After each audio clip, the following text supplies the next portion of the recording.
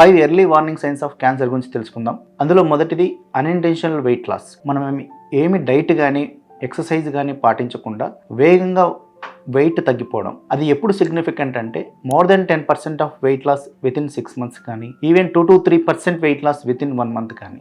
రెండవది rapid progression of lump or persistent ulcer more than 6 weeks. అంటే కొత్తగా వచ్చిన లంపు వేగంగా వృద్ధి చెందడం, ఆల్రెడీ ఉన్న లంపు వేగంగా వృద్ధి చెందడం, పుండు 6 వారాలకు మించి మానకపోవడం.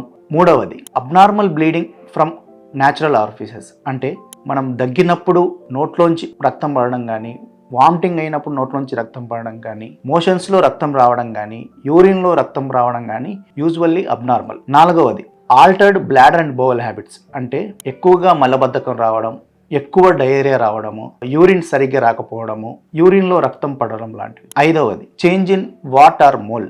అంటే మనకు న్యాచురల్గా బై బర్త్ ఉన్న మచ్చలు వాటి రూపాంతరం చెందడం. అంటే దాని కలర్ మారడం, సైజు పెరగడం, పుండులాగా మారడం, పులిపిరి సైజు పెరగడం, ఎక్కువ పులిపిరులు రావడం, పులిపిరి పుండుగా మారడం, ఇలాంటివన్నీ కూడా రెడ్ ఫ్లాగ్ సైన్స్ కిందకి వస్తాయి.